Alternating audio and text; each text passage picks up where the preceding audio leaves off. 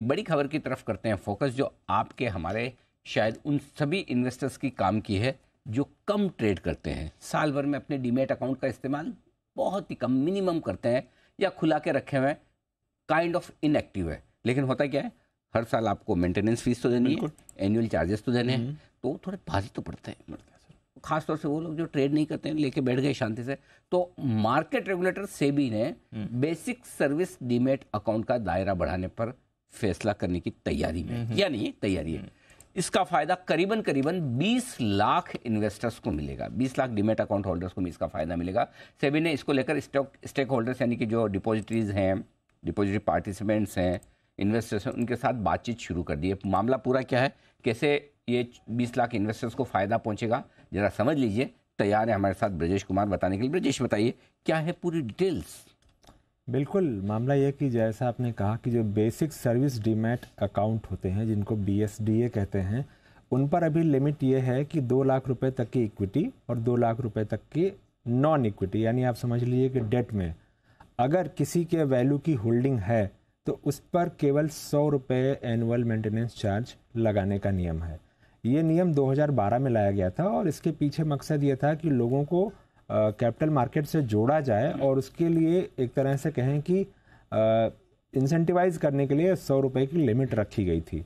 लेकिन अब इस बात पर चर्चा की जा रही है कि क्या इस लिमिट को बढ़ा दिया जाए, और जो चर्चा चल रही है वो ये चर्चा है कि 5 लाख रुपए तक इक्विटी और 5 लाख रुपए तक डेट कर दिया जाए, या एक और आइडिया सोचा जा रहा है कि total limit, combined limit 10 lakh रुपए तक की कर दी जाए, जिसमें कि म्यूचुअल फंड भी शामिल हो जाए, डेट भी शामिल हो जाए और इक्विटी भी शामिल हो जाए।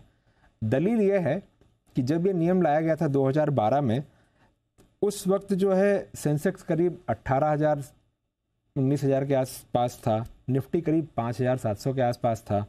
अब सेंसेक्स करीब 65,600 के आसपास है और निफ्टी भी करीब 19,500 के ऊपर आ चुका है।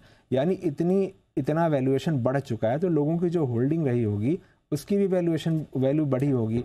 तो ये पुराने ज़माने के हिसाब से अब वैल्यूएशन बढ़ रही है, जो होल्डिंग है, सिक्योरिटीज़ हैं, तो क्यों नहीं इसको इसकी जो सीमा है वैल्यू की, उसको बढ़ाया जाए।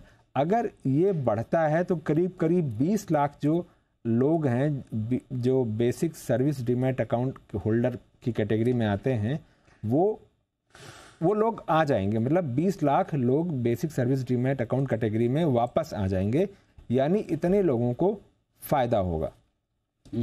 तो 20 लाख डीमैट अकाउंट इस सर्विस के दायरे में आ पाएंगे।